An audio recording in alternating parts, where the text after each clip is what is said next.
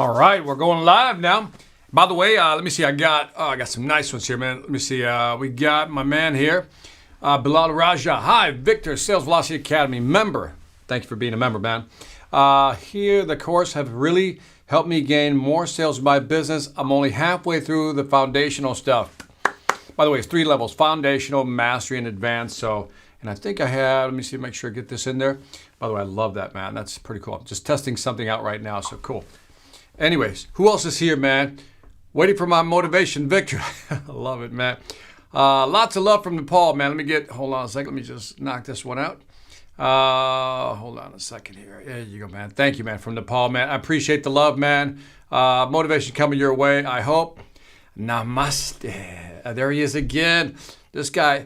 What do you know, it's not good. I got a feeling you're stalking me, man. You're always here, man. Like you're like the most consistent individual. You and dinero and motivation. Let's see if she shows up. Like I said, let me know where you're from all the time. I always appreciate that. Hi, Victor. Aja. I think I got that right, man. Let me know where you're from, man. And then we got Mark Sanders, Tucson, Arizona. Oh, love Arizona. A little hot there right now, Mark. Am I right? It is a little hot, man. It is hot. So that's cool. And then there she is. Never fails me. Just Sai T. Thank you for joining me. I think Sai's from Ethiopia, right? Sai, let me confirm that for me. Make sure. Henry Lee from Wisconsin. The cheese state. Can I say that, Henry, or do you guys get offended if I call it the cheese state? Cheeseheads, right? Got it. Cool. By the way, I used to go through Wisconsin all the time. I lived in Chicago, then I moved to Minnesota, had to drive through Wisconsin all the time. Franju, I can't even get that last name, so I'm just calling you PD, man. Thank you, man. Appreciate that. Brian, the Hitman. Look at that. Doesn't he look like a hitman? Is it just me? Does that guy look like a hitman? Yeah, cool, man. Brian, thank you, man. I'm early this time, Victor. Hope you're well. I'm doing well, man. Thank you, man, for joining me. Anand, thank you. My man Paco's in the house also. Love it. Let's see who else is in the house. Boricua, Nasha Yamir Negron Acevedo. True Spanish person. Let's put all the names in there. Boricua, bienvenida. So then we got Tarum. Got again. He's there. It's all love, right, Henry? Thank you, man. Brian, it's 1 a.m. Man, it's 1 a.m. in Malaysia. Oh, Brian, man. Awesome, man. We'll try to make it worth your time. And Anand from Mumbai. Again. Cincinnati. Hello, Victor. Frederick from Cincinnati, Ohio. There you go, man. Welcome aboard, Cincinnati out. Let me see who else is here. We got Colorado in the house. And again, hot. And thank you for the Sales Velocity Academy. Thank you for being part of it, man, Mark. I appreciate that. All right. So, hey, I got some cool stuff today. Thought I'd jump on board. I just did some coaching sessions. This morning's been a busy morning. I've done several coaching sessions. And man, one of the things we have to get going, man, one of the things we have to get over, it really is a lot of mindset. I think there's a lot of defeatism out there. By defeatism, people are like, just giving up. Dean Hankey, thank you for being here, man. And Bob from Kenya, thank you for being here. And so I wanted to kind of start out with this whole mindset thing. That's why I talked about creating this motivational momentum. Because, look, man, it's easy to go negative, right? It's just too easy to go negative, man. Anybody can do that. But it's interesting how if you just tell your brain, got it, life is hard, how do we fix it? Years ago, I heard a guy, and I wish I came up with this line. It was a great line. And it was something about, don't focus on what you can't do. Focus on what you can do with what you have. In other words, it's too easy to focus on what you don't have. But he says, why don't you focus on what you have and figure out what you can do with what you have? So we can all start from anywhere. I don't care if you have a little bit of money, a lot of money. You can always start to do something. And so one of the equations I always give is this one right here. And I think this one is an important one. Let me go back to black here. This one right here is A, B, C, right? And we all know what that stands for, right? We know what that stands for, right? And now, here's what I want you to look at. This is the equation I like to use with people. This is really the real equation. It's not what you think it is. Most people are going to say always be closing, but it's not really always be closing. What it is that your attitude, this is interesting, your attitude, that right there stands for drive. Your attitude will drive your behavior, right? And your behavior will drive your consequences, right? So let's think about this. Attitude drives behavior, drives consequences. And if it goes positive, then you're going to have a what? A better attitude.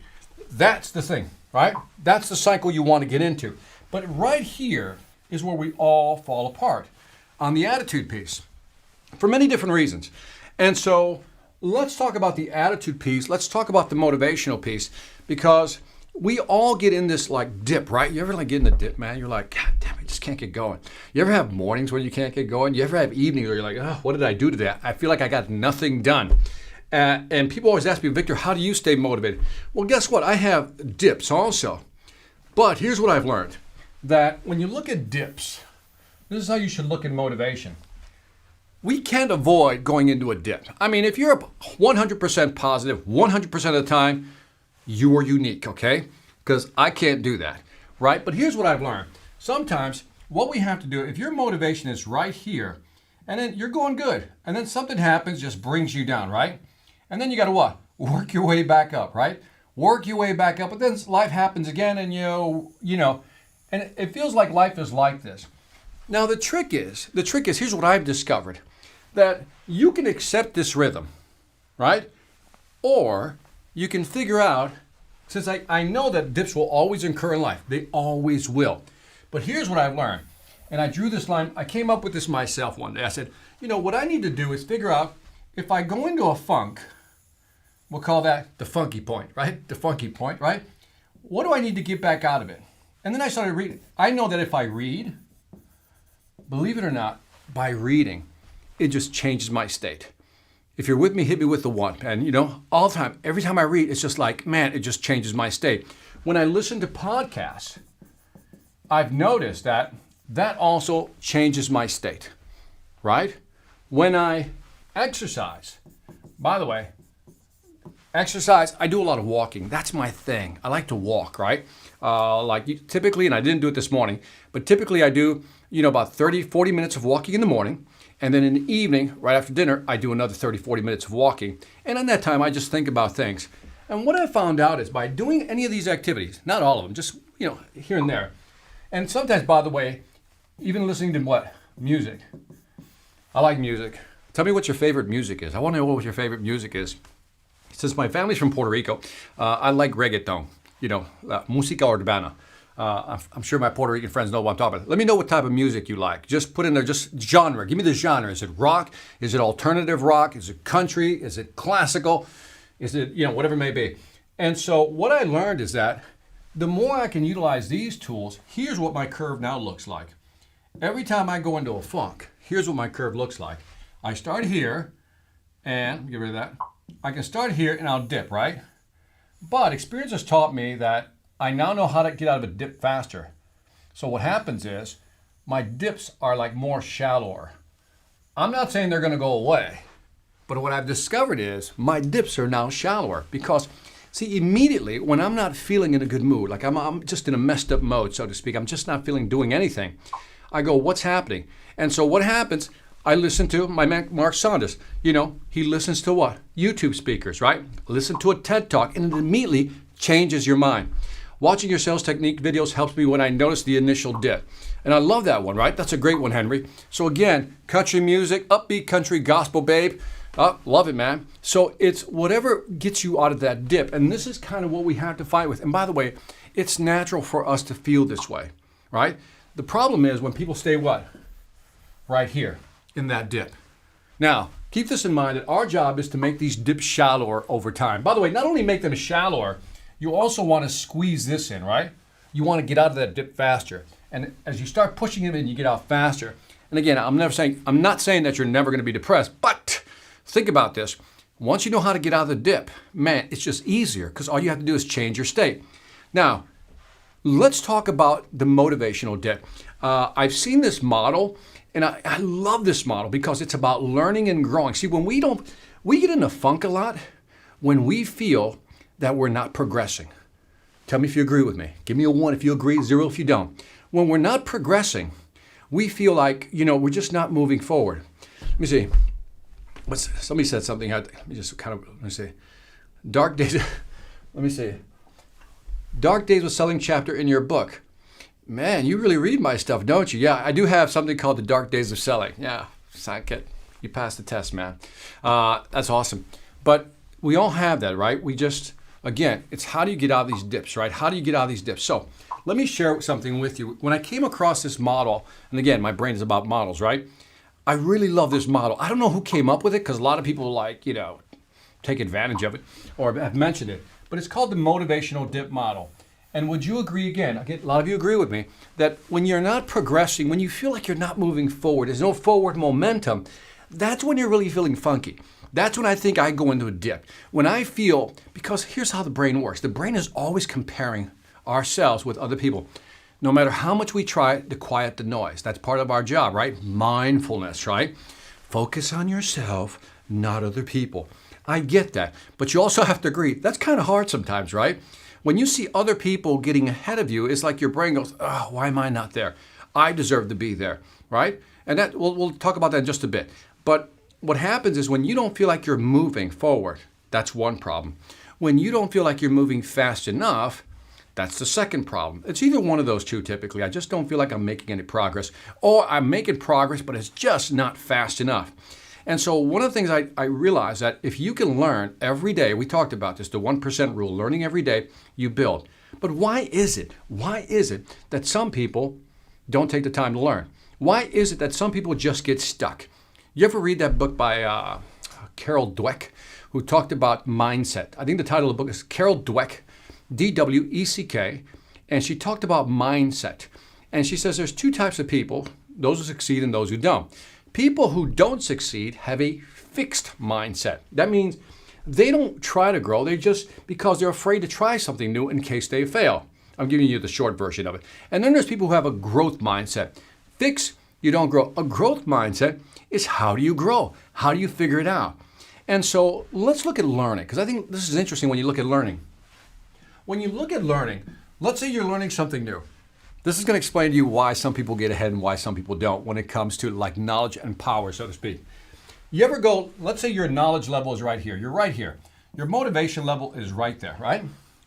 And then you come to say, let's say Victor, you come to this video and you're like, oh, great, I'm going to learn something new.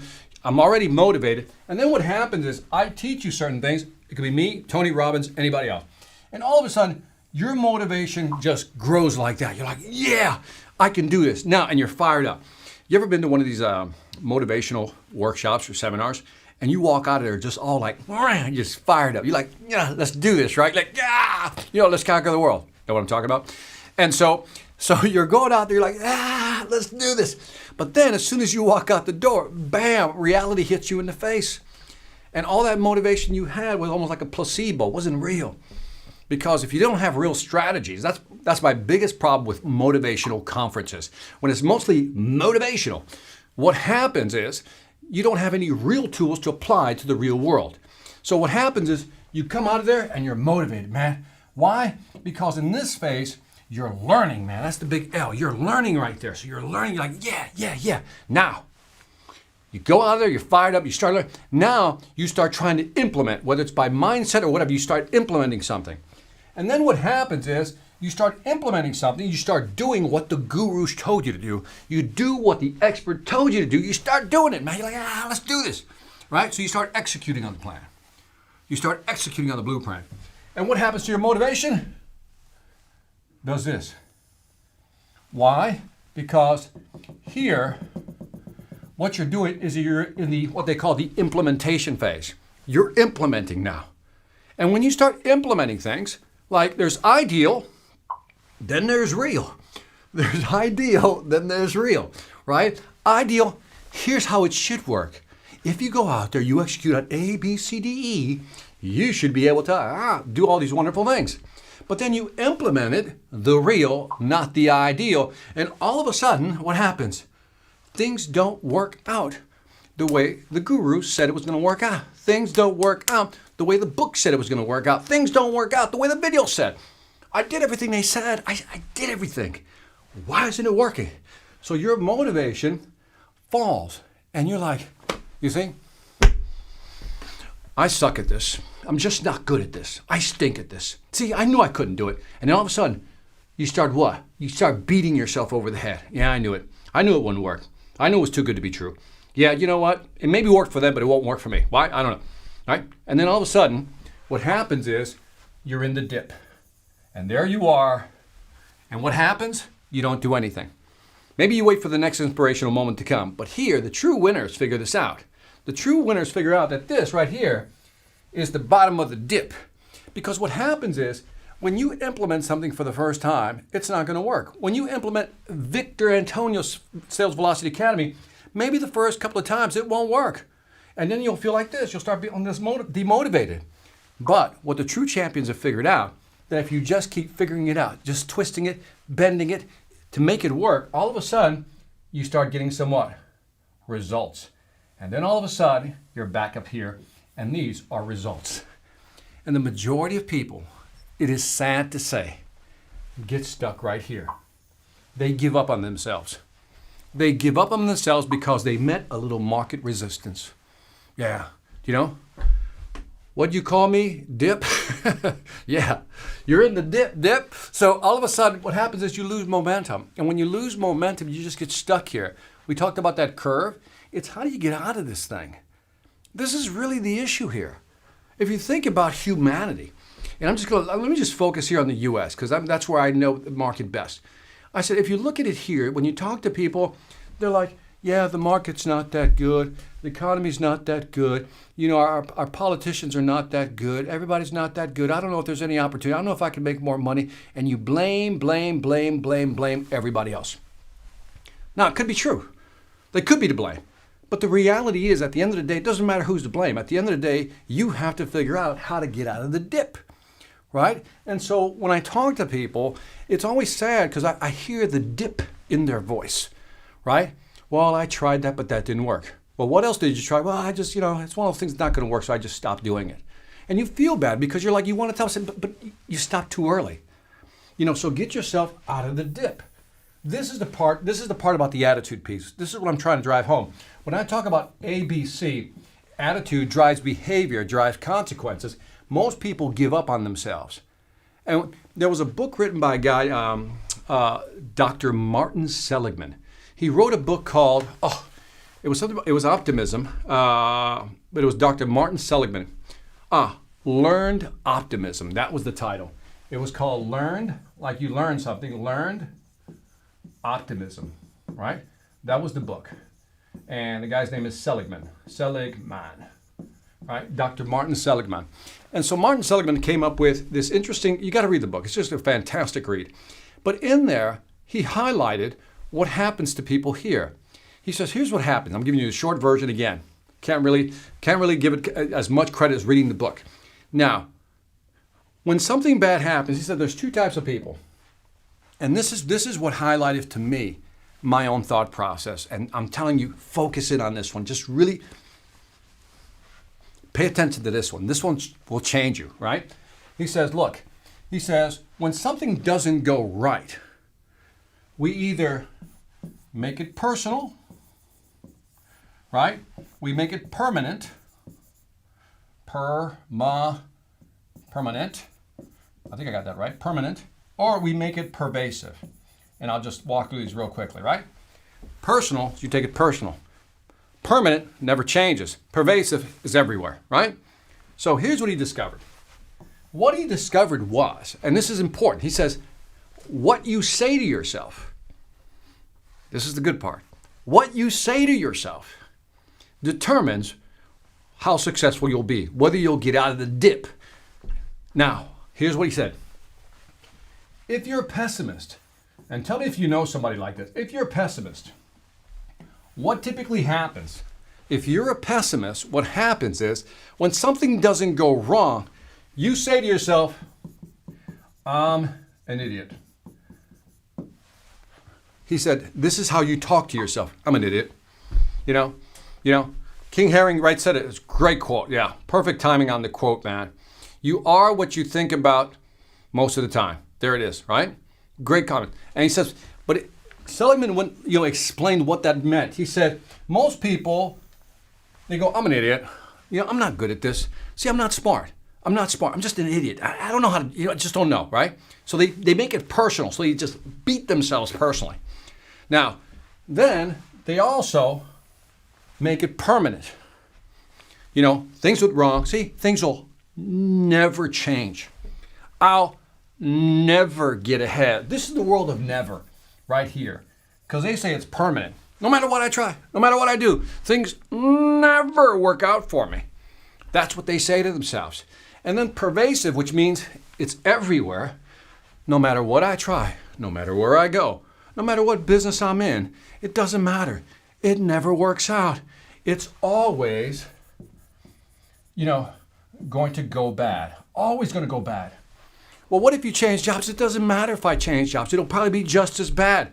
Well, what if you change your situation? You move to another place? No, it doesn't matter where I go. It doesn't matter what industry. And so what he found out is that pessimists have this mindset. They take it personal. I'm an idiot. Permanent, things will never change. Pervasive, no matter what I try, nothing ever works out for me. Give me a 1 if you know somebody like that. Give me a 1, 1, 1, 1, 1 if you know at least 5 people like that. Give me the number of ones you have for the amount of people you know who think this way. And they could be your family members, am I right? Because sometimes you hear this every year, If you think about the holidays, that's when you start talking to family, and you start talking to family, and it's the same thing, man. They just keep saying the same thing. They keep whining about the same thing. Let me see.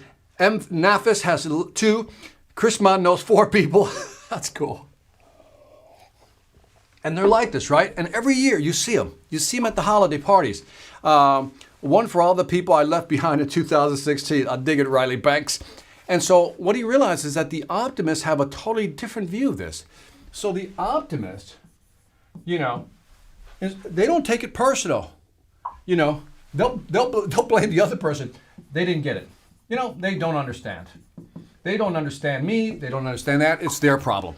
And I love that. Melissa apparently has too many friends. I got to put this one up here, Melissa, because it's only too funny.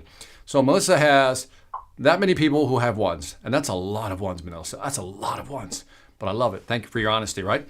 So all of a sudden, so they don't, again, they go, you know what? They didn't understand. It's not really me. They just didn't understand it. Even if they didn't figure something out, they'll say to themselves, I'll figure it out eventually. They don't take it personally. They don't call themselves idiots. They just go, that didn't work out. Oops, right? They just go, oops. Permanent, totally different mindset. Well, if not this one, or not this time rather, maybe the what? The next time. That's how they think. I said, well, that didn't work out. Maybe next time I do it, it'll work out. Pervasive. Well, maybe it didn't work here, but maybe it'll work where? There. And that's what they found out. And what's interesting in this book, Learned Optimism, is that they tested salespeople. Yes, salespeople.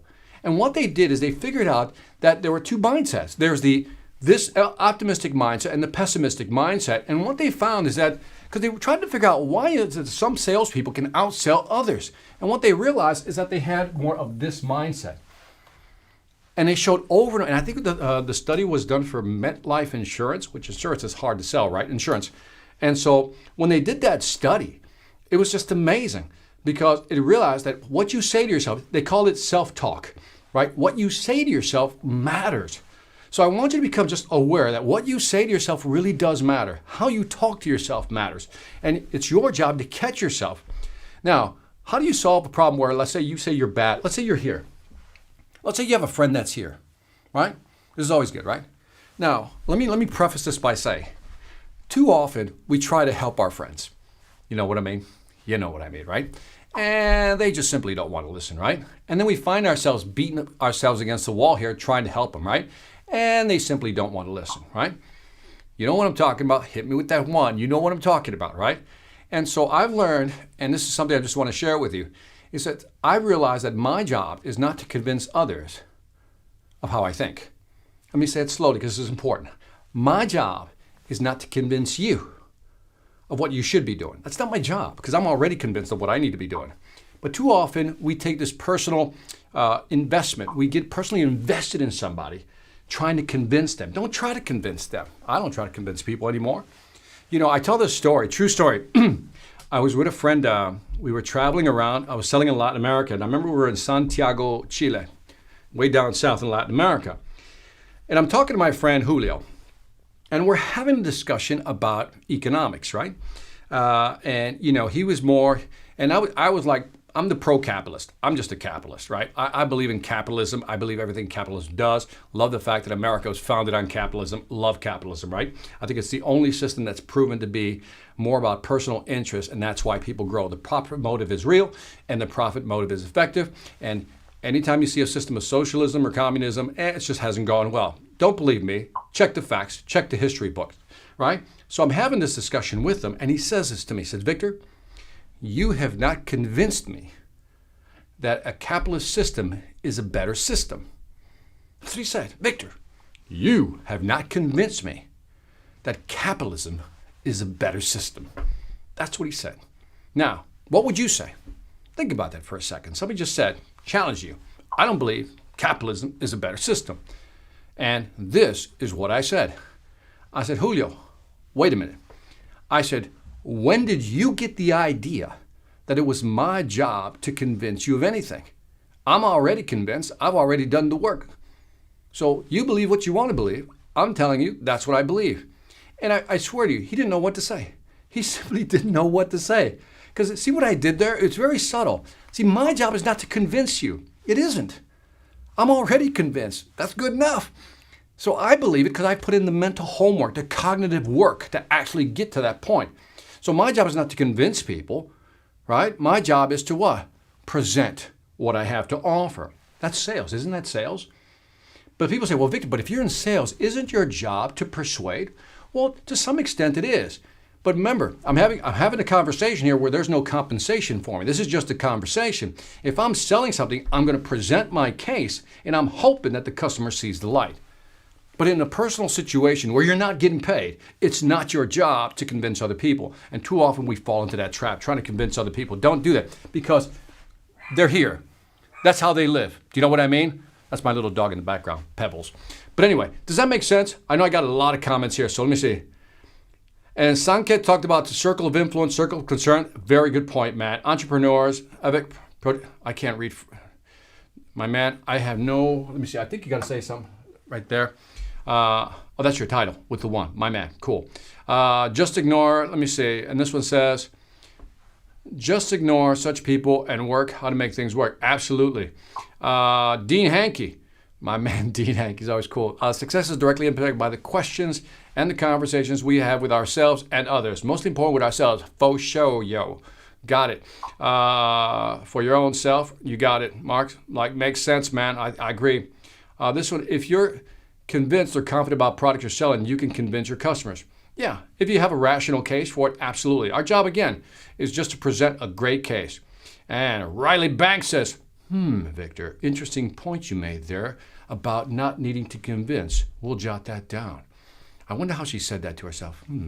That ought to be cool, right? But you get the idea that too often we're trying to do that, and too often we're trying to rescue people who are negative. Do you ever find yourself with that Mother Teresa complex that you're trying to help other people? Now, I want to be clear here. I'm not saying you don't try to help other people. I offer my services where I can. I offer resources to my friends where I can. But I realize that up to a certain point, I can't help. I begin to hurt.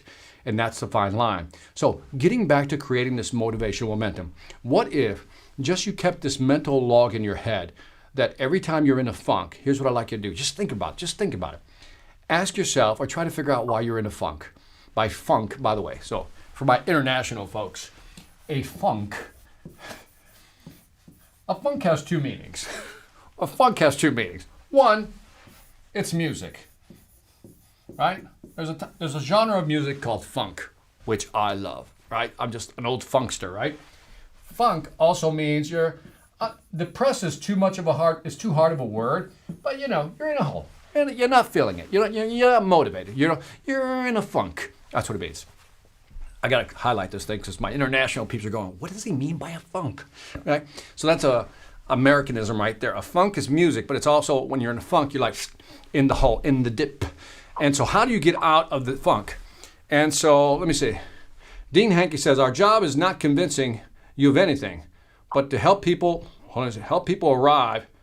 See, I mean, that's a very elegant way of putting it because Our job is this, is to really help people arrive at a solution. Because remember, people don't want to be told what to do. They want to arrive at their own conclusion. Your job is to position it in their head so they can convince themselves. That's really the angle when you're talking about that.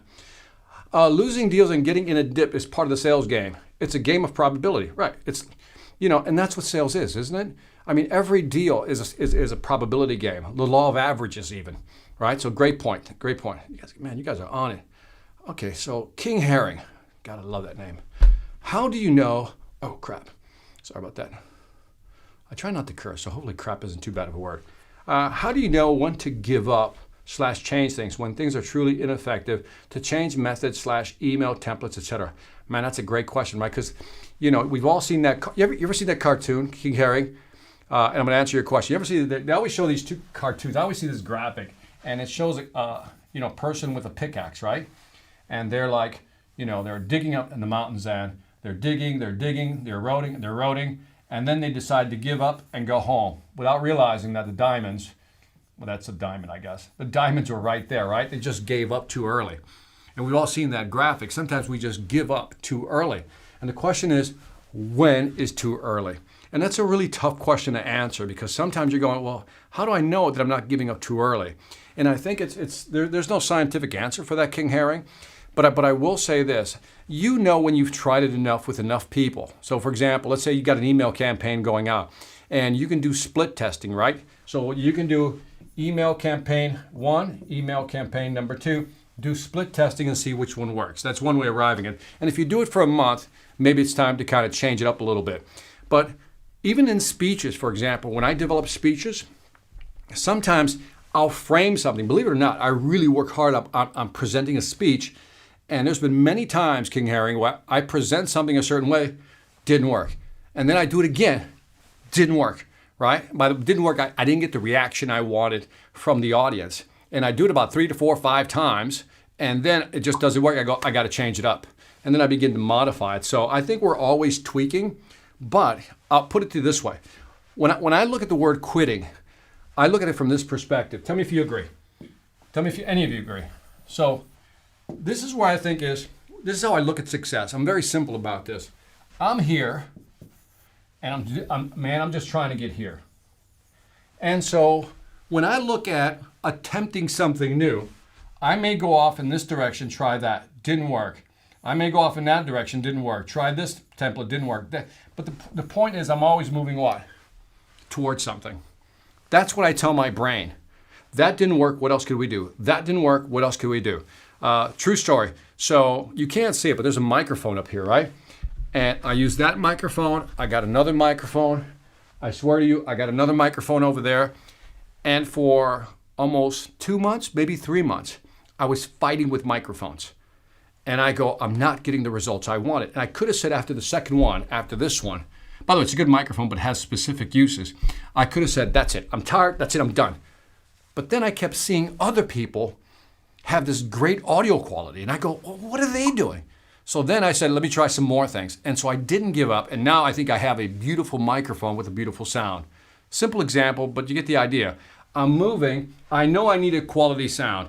I needed to move in that direction, but I made a lot of mistakes. But again, isn't this part of it though? That when you're making these mistakes right here, your motivation just drops, right? Because nothing seems to be working. And that's where I was at. Talk to me about a month and a half ago, that's where I was at. I was like, I'm tired of this thing, nothing's working, screw this, right? And then I just kept, I go, no, I'm trying to get here. So I had to keep trying things. So I started doing this, and then all of a sudden things are nice now, and my motivation is way up here now because everything seems to be working. But yet, something will go wrong eventually. So I don't know if I answered your question, but it really is a judgment call on your side. Did you try everything? Did you really unload all your bullets? Did you try everything? And if you can live with that, then, I can live with that. Henry Lee, Wisconsin. You can't help people who don't already have a vision to work with you. With those people / projects comes along, don't waste too much time and move on. See, I think, Henry, you nailed it, right? Because if they don't have the desire, they don't have the right attitude, you're always dragging them along, right? And I have customers like this or clients like this, my coaching clients, who are trying to drag other people along, and you just can't do it. So, exceptional point, man. I love that one. I love that one. Krishna V. Victor, I'm going through the course, work on the Sales Velocity Academy. That right there, if you haven't joined, why not? I'm telling you, the course is in there. Let me just, this is a public service announcement, not a commercial, a public service announcement. Here's the difference. Commercial, I'm trying to sell you something. Public service announcement, I'm trying to inform you about something that's important. If you know how to sell, if you become a great salesperson, you'll always have a job and you'll always have revenue. That's why that matters, because I will walk you through a process of being great at selling. And that's a skill you can take from job to job, career to career, throughout your life. So whether you're selling yourself in an interview, selling a product, service, selling an idea to management, trying to get more money, doesn't matter. Learn to sell. Okay. I'm going through the course, work on the Sales Velocity Academy. Must commend the content. Okay. It has made me work on a lot and I'm enjoying it. Thank you, Krishna. Appreciate that, man. Thank you very much. I will send you some money just for that great comment. Not really. You do have one question now. All right, cool. I have one question. I'm into the financial planning consulting service for B2C.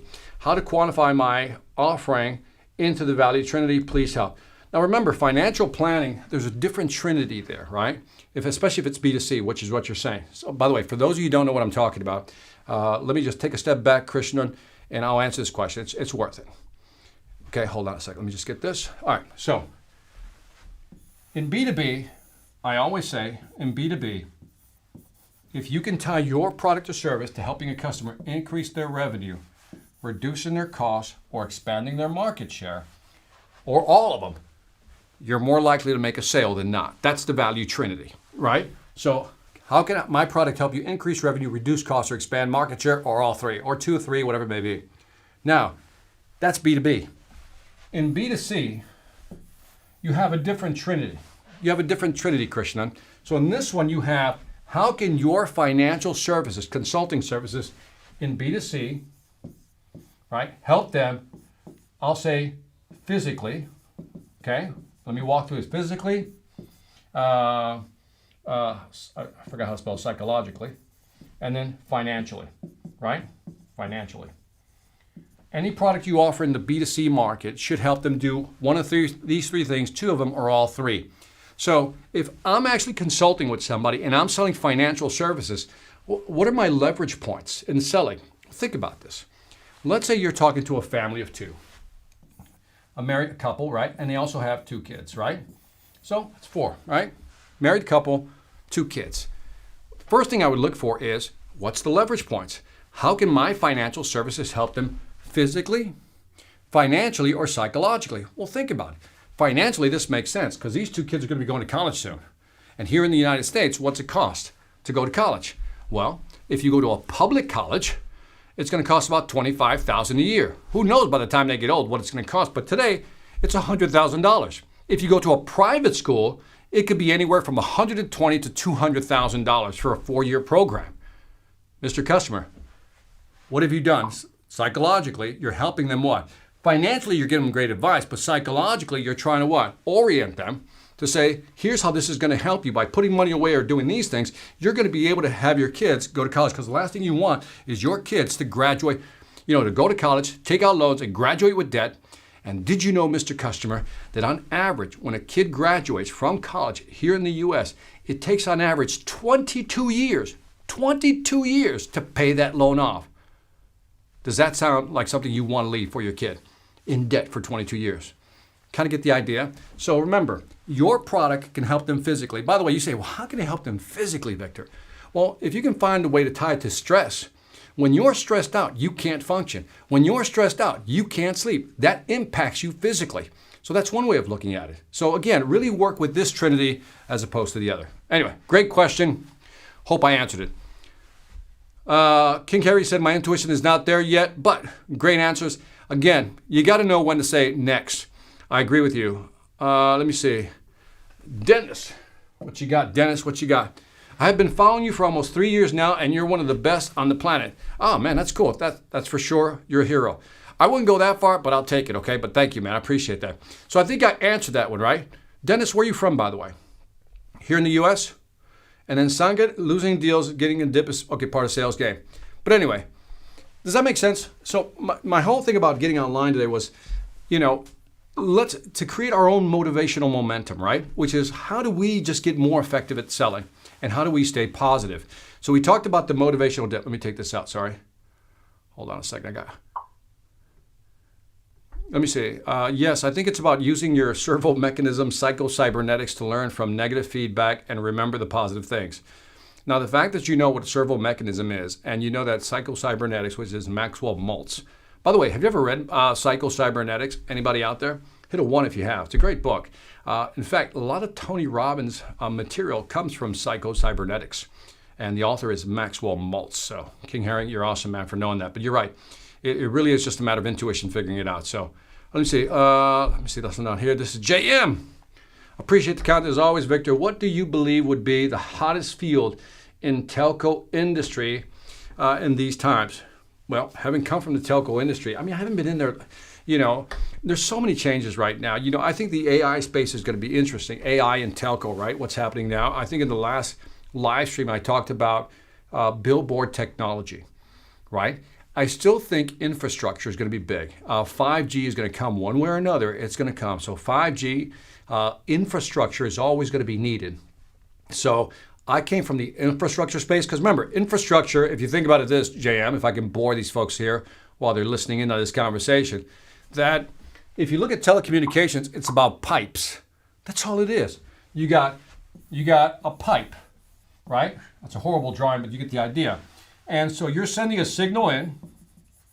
It could be voice, video, whatever, and they got to come out the other side, right? For the consumer. The person that controls the pipes will always control the business, right? Because you need pipes. So any company that does wireless towers, right? 5G towers, right? Fiber optic networks. And now the new pipes that are coming in, my neighbor is working on a global satellite Wi-Fi system, which means Wi-Fi will be available globally. You don't longer have to find a hotspot. You can actually get this. So those are going to be some new pipes that are on board. So anybody that's working with trying to get more data into the pipe and then people who actually control the pipes is what I would look for. That's a general answer. But you get that. Let me see. This one is from, I'm not even going to try to pronounce that one. Victor, I'd like to hear how you'd approach companies with third-party services, for example, Grubhub or Uber Eats, in which it's perceived they actually cost restaurant money.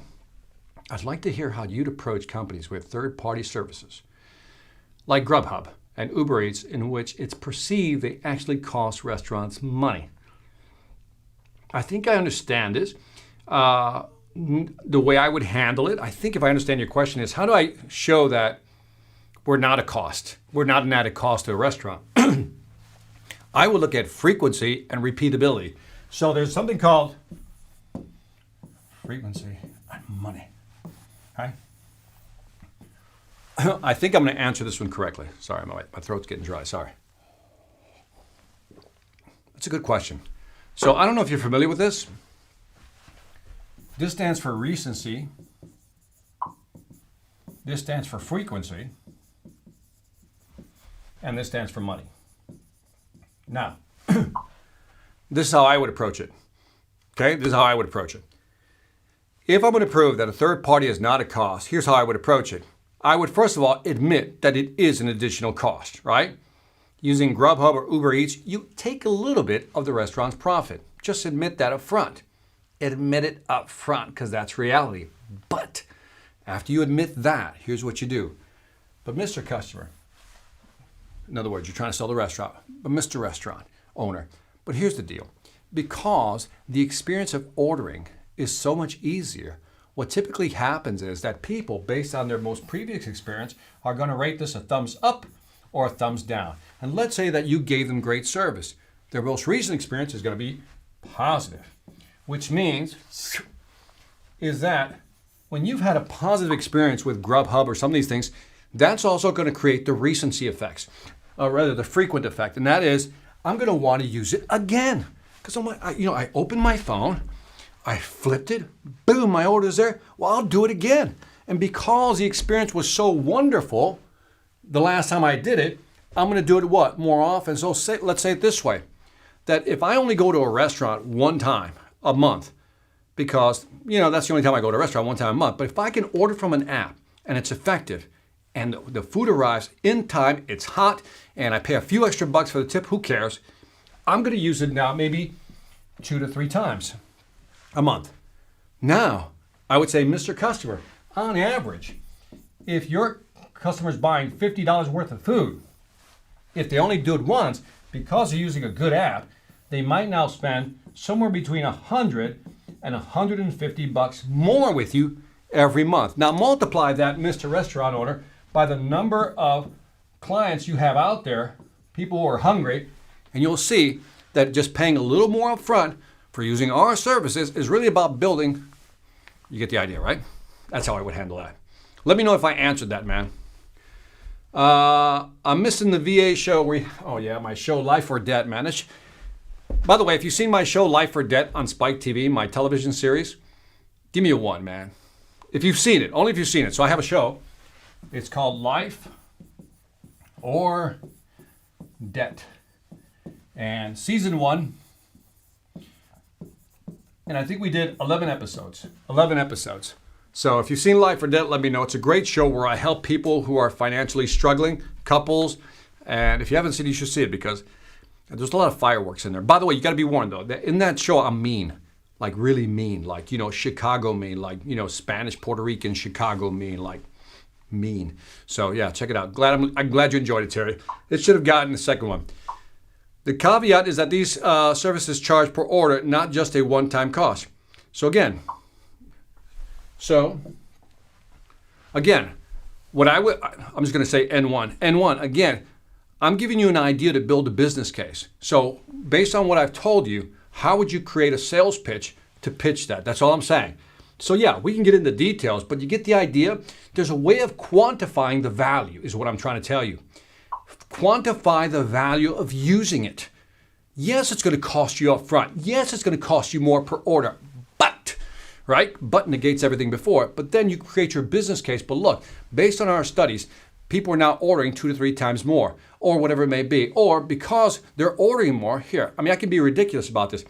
Mr. Client, because your business is going up, you're now going to be able to order on volume, which means if you have larger orders coming in, you have consistent business that's growing. That means your orders, your inventory has to be in place, right? Which means you're going to order more volume because, Mr. Customer, you're ordering more volume. You're probably going to be able to negotiate, Mr. Restaurant Owner, better discounts with your supplier. That's going to save you money too. It's all about building a business case, man. That's all it is, man. So, like I said, upside. Sanket said, episode 1, don't get Spike, but you'll have to, it won't be on Spike. It's on, don't get Spike. If you go to Amazon, you'll be able to find it. Let me know what you think. I don't know if you can get it internationally. Sanket seems to think. Sarah seems to love the show, which I like her already. Thank you, Sarah. Paco LeBron in the house. Thank you, Paco, for always hanging out. So anyway, motivation. Let me ask you a question. When you're in a funk, when you're in your funk, when you're trying to get out of that dip, how do you do it? You share with me now. Just give me one thing, one simple thing. Say, Victor, this is what I do. When I'm in a funk, this is what I do. Because I'm dying to hear your feedback. Because there might be something unique and new here, man, that you might teach us. So go ahead and share. By the way, man, thank you very much. Back at you, brother. Back at you, man. Total reframe is all. So what D means, just to explain a little more, is just you reframe the problem. In other words, everything is about reframing it in context. I'm with you, man. I'm with you. Victor, when is the right time to bring up the price objection in the B2C? Up to you, man. What you'll do is, and I'm still on how do you get out of the motivational dip, Christian. Now just hold on a second, okay? I want to get people's feedback on this. This was too funny. JM, you're too funny. Hey, so we have like a small dachshund, right? So we always watch like dachshund videos. You watch little dachshund hot dog videos, man. It's like that'll put you in a good mood. I watch your webinar on how to rescue struggling salespeople. Sanket, you're awesome, man. Pre-frame, reframe. Pre-frame is you set them up, and reframe is just you reframe the conversation. And by the way, the pre-frame is always great conditioning. So yeah, and like I said, for me, it's exercise and music. Let me see. Client always expect more discount even if we give final price after offer. How to deal with these types of clients? Raj, you don't. Here's the thing is, here, let's tackle this one. This is,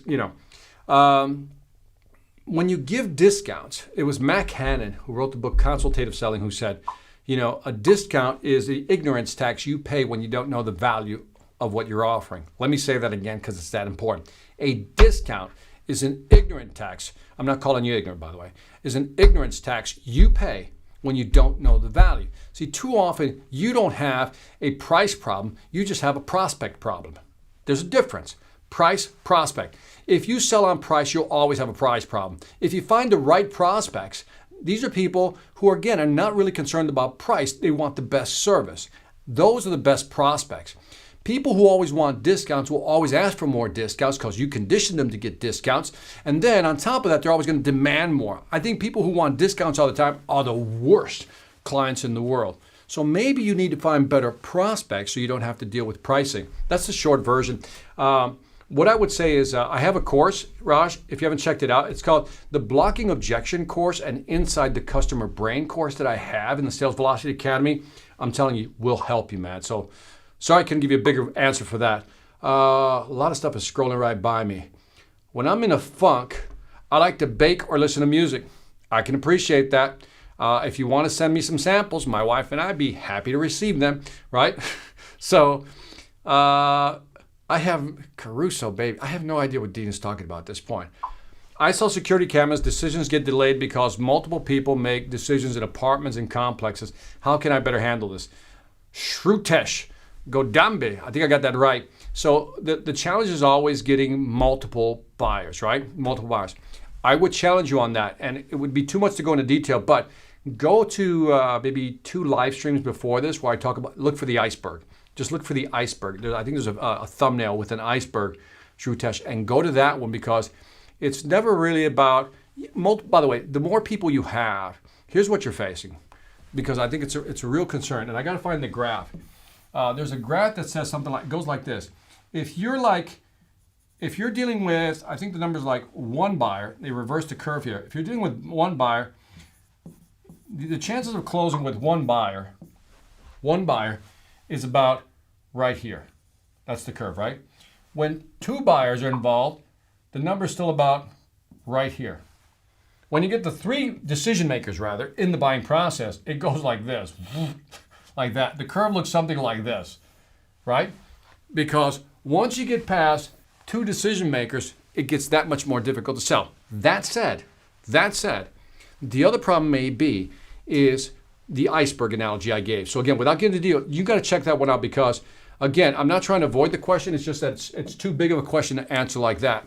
And I'm about to wrap this up. So check out the one about the iceberg, Shrutesh. And I'm with you, man. Multiple decision makers, difficult, but there's deeper issues why they're not making a decision, especially with that type of product or service that you're offering. So it's a good one. Let me see. So I have a course on cold call reluctance. People who are afraid to make cold calls. So I got that course and that also. When I'm in a funk, I take a nap, listen to music, or hang out with people with positive vibes.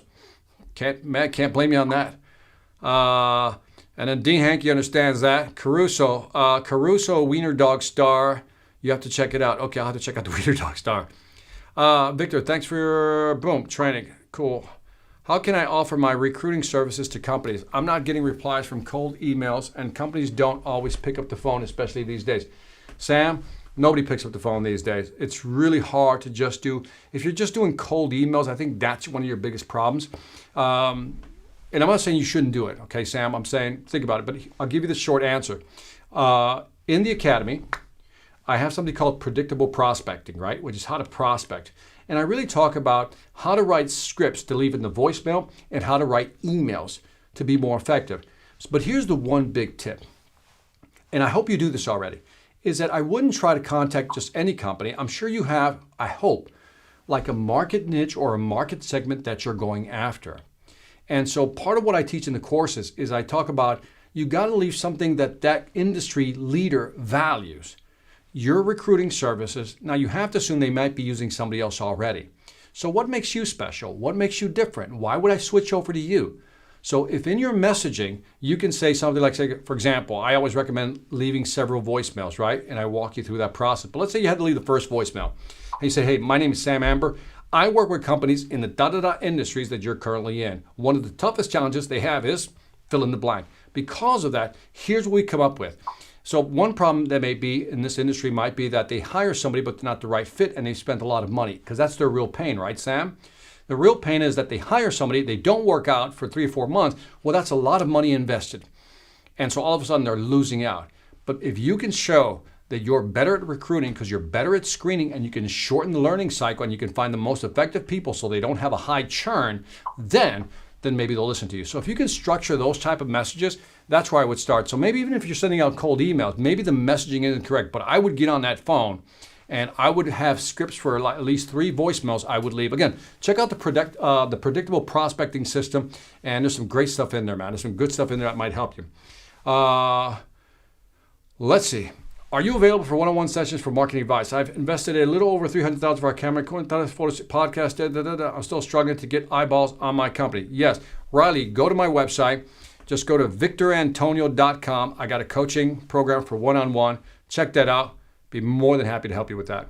Cool. Well, Melissa said, we'd love to send you samples. You're awesome. I like you already. Dennis, what are some of my favorite books? I'm going to do a top 10, Dennis. Not today, but I'm going to do a top 10. People keep asking me for my top 10. Let's see. Mark is back again. Arizona, in the house. To stay motivated, I stick with my daily disciplines. The first hour of the day, Bible study with prayer over my life's goals, followed by Tai Chi. Dude, that's the best I get, man. And power walk, which I love to do to start the day. And by the way, so I think there's something here. You know, the whole thing about starting out the day, even 5-10 minutes of silence, you know what I mean? Or just meditating, on whatever you want to meditate on, doesn't matter. I think really does help reset your brain. So I've always loved that phrase, attitude of gratitude. And sometimes you have to stop and kind of appreciate what you have, because other people have it worse, right? And I always think about, you remember that story, Mark, about, there were 2 salespeople, right? And it's all about how you view things, right? And they go to some country and they realize that they're trying to sell, shoes. And they realize when they go to this country, nobody wears shoes. So that salesman comes back and says, we're not going to sell anything over there because nobody has shoes.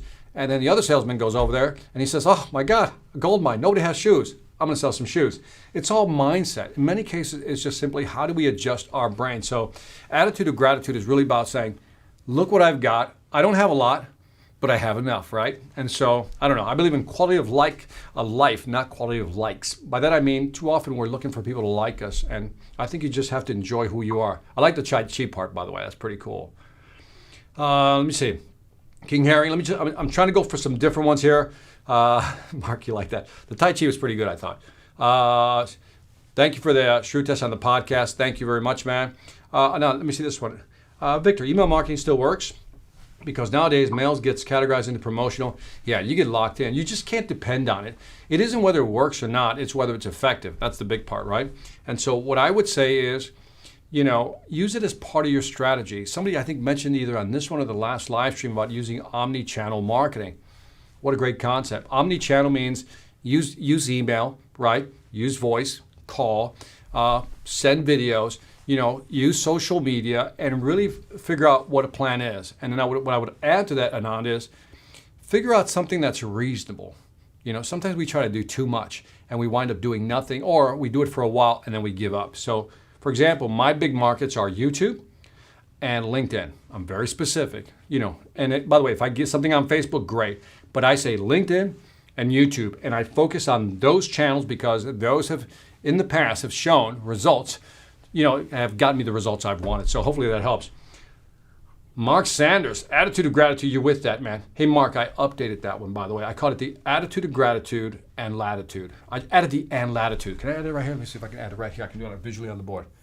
And, latitude. This is what I've added to that saying.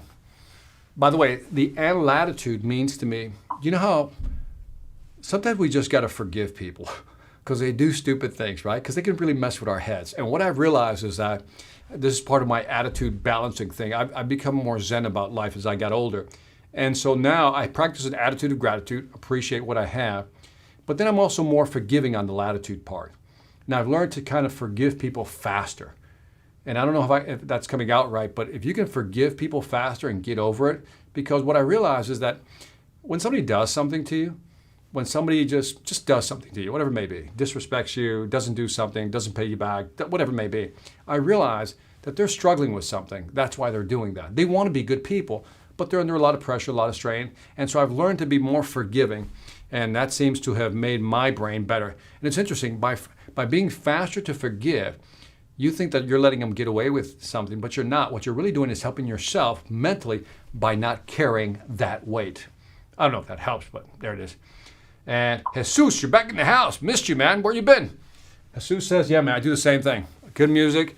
Dean Hankey says, none of teach the walking on the weather class at the YMCA.